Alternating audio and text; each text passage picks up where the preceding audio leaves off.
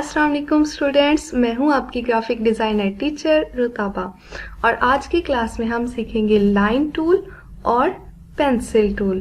तो चलिए स्टार्ट करते हैं। सबसे पहले लाइन टूल। ये रहा हमारे पास लाइन टूल। इसे थोड़ा जूम करके दिखा देती हूँ। इसमें यहाँ एक छोटी सी रेक्टेंगल बनी हुई है। अगर हम इस पे राइट क्लिक करें तो हमारे पास और भी टूल्स यहाँ शो हो जाएंगे, जैसे कि आर्क, स्पाइरल, रेक्टेंगुलर ग्रिड और पोलर ग्रिड। और अगर यहाँ देखें तो यहाँ एक छोटी सी एक और रेक्टेंगल बनी हुई है। मतलब अगर मुझे ये टूल्स का जो है एक पेन, अगर इसे मुझे सेपरेट करके सामने रखना है तो उसके लिए मुझे इस रेक्टेंगल पे क्लिक करना है और इसे इस तरह ड्रैग करके अपने सामने रख के काम कर सकते हैं। फिलहाल मैं इसे क्लोज कर रही हूँ। सबसे पहले सिलेक्ट करते हैं लाइन टूल। तो ये देखिए मेरा कर्सर जो है वो उसने इसकी सिलेक्शन कर ली है। तो यहाँ हम बनाते हैं लाइन टूल से कुछ। सबसे पहले लाइन टूल किस लिए यूज़ होता है? एक स्ट्रेट लाइन लगाने के लिए। अगर आपको प्रोपोर्शन में चाहिए तो उसके लिए आपको शिफ्ट का बटन प्रेस करना होगा। ये देखिए जैसे ही मैं शिफ्ट का बटन रिलीज करती हूँ तो वो मेरी लाइन जो है वो प्रोपोर्शन में नहीं रहती। तो शिफ्ट का बटन यूज़ करके हम प्रोपोर्शन में एक लाइन बना सकते हैं, चाहे वो वर्टिकल बनानी हो या हॉरिजॉन्टल बनानी हो। तो ये देखें कुछ इस तरह से हम लाइंस ड्रॉ कर सकते हैं। डायगोनल्स बनानी हो लाइन तो कुछ इस तरह से हम लोग लाइंस ड्रॉ कर सकते हैं। शिफ्ट के साथ अगर करेंगे तो वो प्रोपोर्शन में एक लाइन बनेगी। ठीक है। उसके बाद हमारे पास अगर इस लाइन टूल को सिलेक्ट करके हम जस्ट आर्ट बोर्ड पे एक बार क्लिक करें तो हमारे पास कुछ इस तरह का डायलॉग बॉक्स ओपन होगा, जिसमें हम इसकी लेंथ, इसका एंगल यहाँ डिफाइन कर सकते हैं कि किस एंगल पे हमें लाइन चाहिए। और यहाँ से ये देखें कुछ इस तरह से हमारे पास लाइन आ गई जो हमने सिलेक्ट की थी। वी जिसका शॉर्टकट है सिलेक्शन टूल का, हम इसे सिलेक्ट करके यहाँ रख सकते हैं जहाँ भी हमें इस तरह की लाइन चाहिए होगी। ठीक है। उसके बाद सेकंड टूल है हमारे पास arc tool. Arc tool basically कुछ इस तरह से आर्क बनाने के लिए यूज होता है। कुछ इस तरह से अगर आपको आर्क चाहिए, कुछ इस तरह से आर्क बनाने के लिए यूज होता है। इसे आई थिंक सो इसका इतना खास कहीं भी यूज नहीं है। अगर आपको लगता है कि आप कुछ ड्रॉ करना, बहुत सारे बच्चे मुझसे पूछते हैं मैम आप आर्ट बोर्ड पे वर्क कर रही होती हो और इतना सारा ये क्राउड होता है चीज़ों का, ऑब्जेक्ट का, तो आप एकदम से उसे डिलीट कैसे कर लेती हैं? कंट्रोल ए, ऑल ऑब्जेक्ट सेलेक्ट हो गए हमारे पास, कंट्रोल ए और डिलीट की प्रेस कर दी तो ये सारे ऑब्जेक्ट हमारे पास डिलीट हो गए। अच्छा, आर्क टूल से आप इस तरह से डिज़ाइन बना सकते हो अपने आर्ट बोर्ड पर। कंट्रोल 0 किया तो मेरा आर्ट बोर्ड वापस अपनी ओरिजिनल पोजीशन पे आ गया। तो कुछ इस तरह से अगर आपको कुछ ड्राइंग करनी है, कोई पाथ बनाना है कुछ इस तरह से, तो आर्क टूल आप यूज कर सकते हैं। कोई भी पैटर्न बना सकते हैं, कोई भी ब्रोशर डिज़ाइन कर सकते हैं, कार्ड डिज़ाइन करते हैं। कुछ इस तरह का अगर आपको डिज़ाइन चाहिए तो उसके लिए भी आर्क टूल जो है वो यूज़ कर सकते हैं। वैसे तो हम बेसिकली पेन टूल ज़्यादा यूज़ करते हैं, तो इसको आप यूज़ कर सकते हैं जहां आपको लगे। उसके बाद है हमारे पास स्पाइरल टूल। स्पाइरल कुछ इस तरह से स्पाइरल्स बनाने के लिए यूज़ होता है।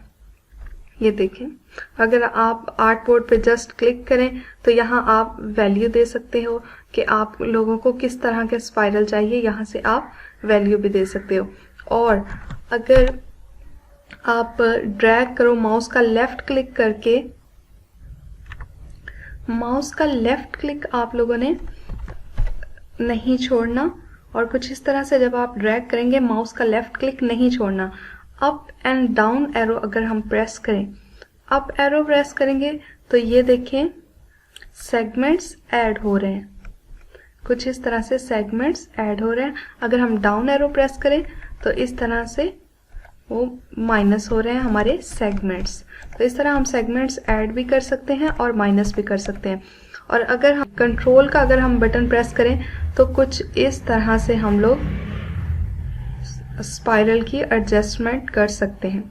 ये देखें, यहाँ तक अगर मुझे चाहिए और उसके बाद अप एरो प्रेस करूं तो सेगमेंट्स कुछ इस तरह से हम ऐड कर सकते हैं। ये कंट्रोल का बटन मैंने प्रेस किया है और उसको ड्रैग किया था तो स्पाइरल्स हमारे जिस तरह हम चाहें उसे एडजस्ट कर सकते हैं। कंट्रोल अगर दोबारा प्रेस करेंगे तो कुछ इस तरह वो बाहर की तरफ भी आ सकते हैं। ये देखें, ड्रैग अंदर की तरफ करेंगे तो बाहर की तरफ स्पाइरल जाएंगे और अगर बाहर की तरफ उसको ड्रैग करेंगे तो अंदर की तरफ स्पाइरल्स जाना शुरू हो जाएंगे। यहाँ तक रख के हम लोग अगर स्पाइरल्स ऐड करने हैं यहाँ हमें सेगमेंट्स, तो हम लोग तो माउस का लेफ्ट क्लिक आपने नहीं छोड़ना और अप एरो प्रेस करें तो ये देखिए सेगमेंट्स ऐड हो रहे हैं हमारे स्पाइरल में। ठीक है, तो कुछ इस तरह से हम लोग डिज़ाइन बना सकते हैं। इसके बाद हमारे पास है रेक्टेंगुलर ग्रिड टूल। तो रेक्टेंगुलर ग्रिड टूल हमारे पास जो है वो किस लिए यूज़ होता है, कुछ इस तरह से अगर हमें टेबल ड्रॉ करना हो तो हम रेक्टेंगुलर ग्रिड टूल का इस्तेमाल करते हैं। और अगर हम इसे छोड़े बगैर, माउस का लेफ्ट क्लिक छोड़े बगैर अप एरो प्रेस करते हैं तो ये देखें हमारा जो टेबल है उसमें रो एड्स हो रही हैं। ठीक है, रो ऐड हो रही हैं। और अगर हम लेफ्ट या राइट क्लिक करें, एरो प्रेस करें लेफ्ट या राइट, तो यहाँ हमारे पास कॉलम्स ऐड हो रहे हैं या सबट्रैक्ट हो रहे हैं। कुछ इस तरह से हम लोग ये टेबल डिज़ाइन कर सकते हैं। ठीक है, up arrow and down arrow, mouse का लेफ्ट क्लिक नहीं छोड़ना, ये याद रहे, माउस का लेफ्ट क्लिक नहीं छोड़ना। और उसके बाद हम इस तरह से टेबल ड्रॉ कर सकते हैं। ठीक है, या फिर जस्ट अगर हम क्लिक करें अपने आर्ट बोर्ड पर तो यहाँ हम नंबर बता सकते हैं कि आप लोगों को किस तरह की विड्थ हाइट चाहिए और नंबर ऑफ हॉरिजॉन्टल डिवाइडर्स कितने चाहिए, वर्टिकल डिवाइडर्स कितने चाहिए, मतलब रो कितनी चाहिए, कॉलम्स कितने चाहिए, तो आप लोग यहाँ से डिफाइन कर सकते हैं। ठीक है, उसके बाद हमारे पास है polar grid tool. Polar grid tool किस लिए यूज होता है? पोलर ग्रिड टूल एक सर्कल में अगर हमें ग्रिड चाहिए तो उसके लिए यूज होता है। शिफ्ट का बटन प्रेस करें ताकि ये सर्कल्स कुछ इस तरह से प्रोपोर्शन में बने। और अगर हम अपना जो up and down arrow press करें तो कुछ इस तरह से सर्कल्स ऐड हो जाएंगे। अप एरो के साथ डाउन एरो प्रेस करेंगे तो ये सर्कल्स जो हैं वो कम होना शुरू हो जाएंगे। और अगर मैं लेफ्ट या राइट क्लिक करती हूँ तो उसके साथ ये सेगमेंट्स जो हैं वो ख़त्म हो जाएंगे, या फिर ऐड भी हो सकते हैं। लेफ्ट और राइट क्लिक करके रखना है। शिफ्ट का बटन इसलिए प्रेस किया हुआ है ताकि ये सर्कल जो है ये प्रोपोर्शन में रहे, और उसके साथ माउस का लेफ्ट क्लिक करके रखना है और साथ ही एरो की जो है उसको लेफ्ट या राइट अगर हम प्रेस करें तो सेगमेंट्स जो हैं वो ऐड होते हैं या सब्ट्रैक्ट होते हैं। तो ये देखिए सेगमेंट्स अब हमारे पास कम हो रहे हैं, बिल्कुल ख़त्म कर दिए। और अगर मुझे ऐड करने हैं तो कुछ इस तरह से हम लोग ग्रिड्स बना सकते हैं। ये मैंने शिफ्ट का बटन छोड़ा था और उस वजह से ये शेप खराब हो गई। शिफ्ट का बटन तब तक नहीं छोड़ना जब तक आप माउस का लेफ्ट क्लिक नहीं छोड़ते। अच्छा, उसके बाद है हमारे पास, ये हमारे सारे टूल्स हो गए। तो नेक्स्ट टूल है हमारे पास पेंसिल टूल। तो पेंसिल टूल में अगर आप देखें तो यहाँ एक छोटी सी रेक्टेंगल बनी हुई है। अगर इस पर राइट क्लिक करें तो हमारे पास और भी टूल्स आ जाएंगे जिसमें स्मूथ, पाथ और ज्वाइन टूल है। और यहाँ भी एक छोटी सी रेक्टेंगल, अगर हम इस पर क्लिक करें तो ये जो है पेंसिल टूल का, ये हमारे पास अलग से ओपन हो जाएगा। इसको मैं क्रॉस कर रही हूँ। सबसे पहले पेंसिल टूल को सिलेक्ट करते हैं और अपने आर्ट बोर्ड पर हम कोई भी शेप पेंसिल से ड्रॉ कर सकते हैं कुछ इस तरह से। और या फिर मुझे एक लीफ बनाना है अगर, तो कुछ इस तरह से मैं पेंसिल टूल से बना सकती हूँ। अब ये देखें, ये जो भी मैंने शेप बनाई है उसमें स्मूथनेस नहीं है। सिलेक्शन टूल लेके मैं से इसकी सिलेक्शन, इसमें स्मूथनेस नहीं है। या लीफ बनाया, ये किसी भी एंगल से लीफ लग ही नहीं रहा, मतलब मेरी पेंसिल जो है उसमें स्मूथनेस ही नहीं है। तो वो किस तरह आएगी हमारे पास, अगर हम पेंसिल पे डबल क्लिक करें, डबल क्लिक करके यहाँ से हम इसकी स्मूथनेस अगर बढ़ा दें इस तरह से और ओके कर दें, अब देखिएगा, अब जो भी मैं चीज़ बनाऊंगी, लीफ बना रही हूँ अगर मैं दोबारा से, तो अब देखिएगा उसमें कितनी ज़्यादा स्मूथनेस होती है।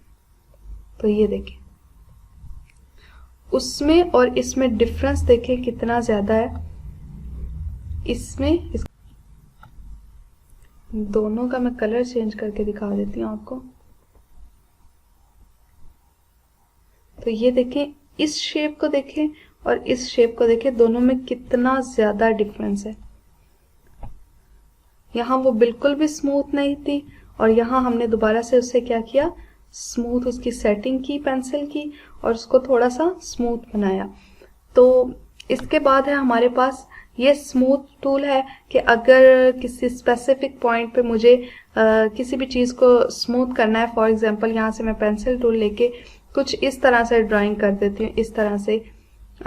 अभी तो ये स्मूथ है ना, बाय डिफ़ॉल्ट अगर मैं इसको रखूँ यहाँ और कुछ इस तरह से अगर मैं ड्राइंग कर रही हूँ और सिर्फ इस हिस्से को जूम करके दिखा देती हूँ, और अगर मैं यहाँ से अब सिलेक्ट करूँ स्मूथ टूल, तो ये क्या करेगा, इस हिस्से में आपको एक कॉर्नर नज़र आ रहा है, मुझे इस कॉर्नर को इस तरह से स्मूथ करना है, ठीक है। उसके लिए मैंने स्मूथ टूल लिया और इसके ऊपर जस्ट एक बार इस तरह से या 2 बार आप जितना ज़्यादा इसके ऊपर फेरेंगे तो ये देखें वो जो उसका कॉर्नर था वो स्मूथ हो गया, कर्व में चेंज हो गया। तो उसके बाद है हमारे पास यहाँ पाथ इरेजर टूल। तो पाथ इरेजर टूल क्या करता है, किसी स्पेसिफिक पाथ को अगर मुझे डिलीट करना है, तो वैसे तो हमारे पास एक और ऑप्शन होता है डायरेक्ट सिलेक्शन टूल के, मतलब डायरेक्ट सिलेक्शन टूल से मुझे यहाँ से यहाँ तक अगर इसे इरेज करना है तो मैं डायरेक्ट सिलेक्शन टूल से सिर्फ उतने हिस्से को सिलेक्ट करके डिलीट कर सकती हूँ। लेकिन उसके अलावा ये एक टूल भी है जिसके साथ हम इस पाथ को डिलीट कर सकते हैं, इस पाथ को कुछ इस तरह से हम डिलीट कर सकते हैं। तो ये देखें, ये पाथ हमारे पास ये डिलीट हो गई। तो इस तरह से हम डिलीट ये जो है ना eraser, path eraser tool delete करने के लिए यूज होता है। इसके बाद हमारे पास जो है लास्ट टूल वो है जॉइन टूल। मतलब ये शेप मैंने इरेज कर दी लेकिन मुझे इस शेप को कंप्लीट भी करना है। तो ये देखें, ये बिल्कुल स्ट्रेट लाइन यहाँ से एक आ रही है, यहाँ से एक स्ट्रेट लाइन आ रही है। तो इन दोनों को अगर मुझे ज्वाइन करना है तो यहाँ से मैं ज्वाइन टूल लेके इन दोनों को कुछ इस तरह से मिला दूंगी। तो ये देखें, दोनों स्ट्रेट लाइन थी, दोनों नीचे बिल्कुल प्रोपोर्शन में नीचे की तरफ मूव हुई और एक पॉइंट आया कि वो दोनों आपस में ज्वाइन हो गई। अगर ये थोड़ी सी कर्व होती तो ये यहीं से बेंड होके कुछ इस तरह से एक दूसरे के साथ ज्वाइन हो जाती। होप आपको आज की क्लास पसंद आई होगी। इन दोनों टूल्स का और इनके अंदर जो बाकी टूल्स हैं उन सब की बहुत सारी प्रैक्टिस कीजिएगा। पेंसिल टूल से चीज़ें ड्रॉ करके देखिएगा और उन पर ये सारे टूल्स अप्लाई कीजिएगा। अपना और अपनों का बहुत सारा ख्याल रखें। मिलते हैं नेक्स्ट क्लास में। अल्लाह हाफिज़।